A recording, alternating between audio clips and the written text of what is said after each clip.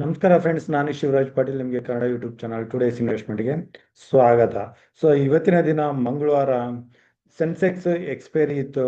ಅದ್ರ ಜೊತೆಗೆ Bankex B S C indices Bankex ಅಲ್ಲಿ ಇವತ್ತಿನ ದಿನ ಎಕ್ಸ್ಪೈರಿ ಇತ್ತು. ಅದರಲ್ಲಿ ಇವತ್ತಿನ ದಿನ ನಮ್ಮ ಇಂಡಿಯನ್ ಮಾರ್ಕೆಟ್ ಓಪನ್ ಆಗಿದ್ದು ಒಂದು ಒಳ್ಳೆ ಗ್ಯಾಪ್ ಅಪ್ ಅಲ್ಲಿ. ಅದಕ್ಕಿಂತ ಮುಂಚೆ ನಾವು ನಿನ್ನೆ ದಿನ ಏನಾಯ್ತು, ಅಲ್ಲಿಂದ ನಿನ್ನೆ ದಿನ ಗಿಫ್ಟ್ ನಿಫ್ಟಿ ಯಾವ ರೀತಿ ಮೂವ್ಮೆಂಟಮ್ ಆಯ್ತು, ಏನೇನೆಲ್ಲ ನ್ಯೂಸ್ ಬಂತು ಅಂತ ಒಂದು ಬಾರಿ ಡಿಸ್ಕಸ್ ಮಾಡೋಣ. ನಿನ್ನೆ ದಿನ ನಿಫ್ಟಿ 25,000 ಮೇಲೆ ಬಂದ್ರೆ ಕೂಡ ಎಂಡ್ ಆಫ್ ದ ಡೇ ಮೇಲೆ ಸೆಷನ್ ಆಗದೆ 25,000 ಕೆಳಗಡೆ ಬಂದು ಕ್ಲೋಸ್ ಆಗಿತ್ತು. ಆದ್ರೆ 10 ಡೇ ಮೂವಿಂಗ್ ಅವರೇಜ್ ಮೇಲೆನೆ ಇತ್ತು. ಇದ್ರ ಹಿಂದಿನ ದಿನ ನೋಡಿದ್ರೆ ನಿಫ್ಟಿ ಕಾನ್ಫಿಡೆಂಟ್ಲಿ 25,100 ಮೇಲೆ ಸೆಷನ್ ಆಗಿತ್ತು.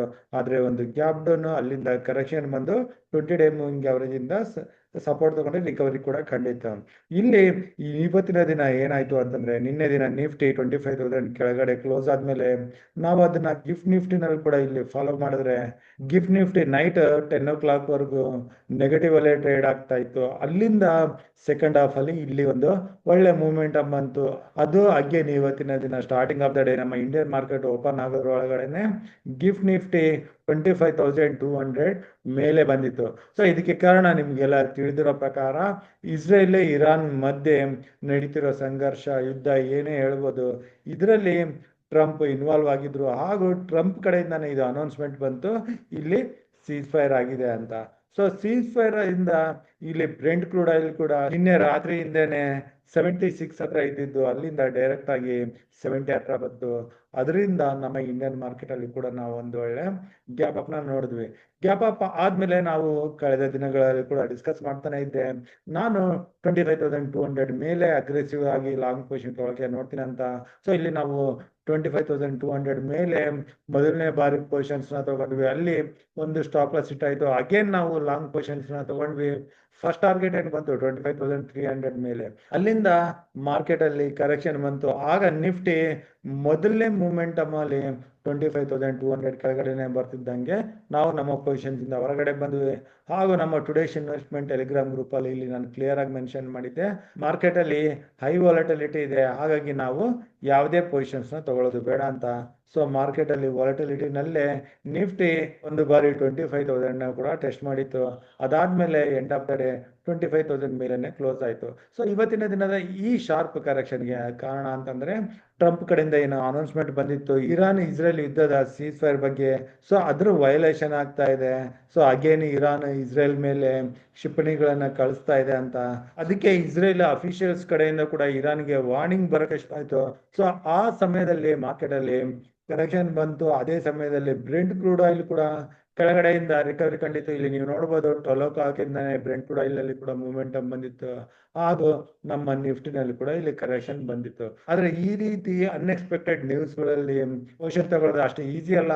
ಅಟ್ಲೀಸ್ಟ್ ನಾವು ನಮ್ಮ ಲೆವೆಲ್ಗೆ ತಕ್ಕಂಗೆ ಪೊಸಿಷನ್ ತಗೊಂಡಿದ್ದಕ್ಕಾಗಿ ನಾವು ಇಲ್ಲಿ ಹೊರಗಡೆ ಬಂದ ಮೇಲೆ ಹೆಚ್ಚಿನ ಲಾಸ್ನ ಇಲ್ಲಿ ನಾವು ಅನುಭವಿಸ್ಲಿಲ್ಲ.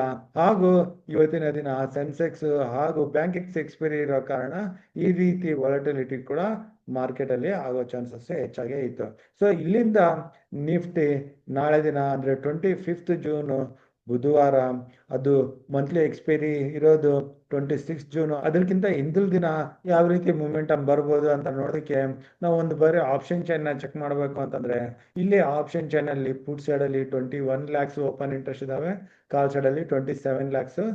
ಇಲ್ಲಿ ಕಾಲ್ ರೇಟರ್ಸ್ ಸ್ವಲ್ಪ ಹೆಚ್ಚಾಗಿದ್ದಾರೆ. ಡೇಟಾ ಈಗ ಬಿಯರಿಶ್ ಆಗಿದೆ.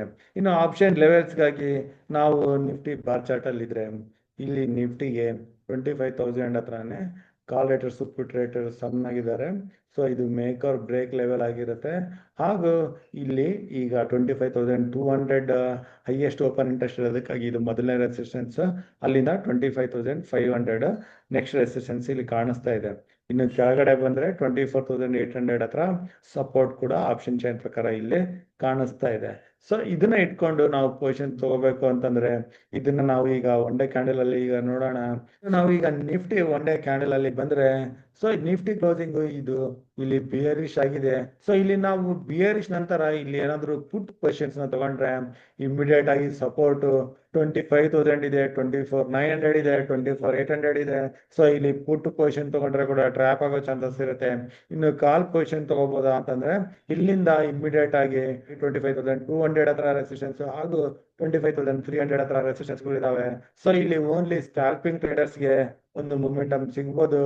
ನಾವು ಆಪ್ಷನ್ ಬೈಯರ್ಸ್ಗೆ ಪೊಸಿಷನಲ್ ಆಗಿ ಟ್ರೇಡ್ ಮಾಡಬೇಕು ಅಂತಂದ್ರೆ ಇಲ್ಲಿ ಅಗೇನ್ ರಿಸ್ಕ್ ಇರುತ್ತೆ.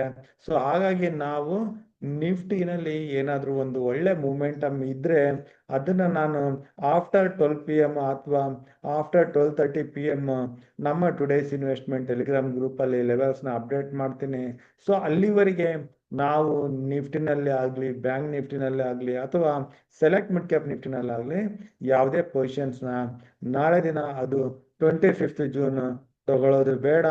ಇನ್ನು ಮಾರ್ಕೆಟ್ ನ್ಯೂಸ್ ಅಪ್ಡೇಟ್ಸ್ ಪ್ರಕಾರ ನಾವು ಪೊಸಿಷನ್ಸ್ ನ ತಗೊಳಕ್ಕೆ ಟ್ರೈ ಮಾಡೋಣ.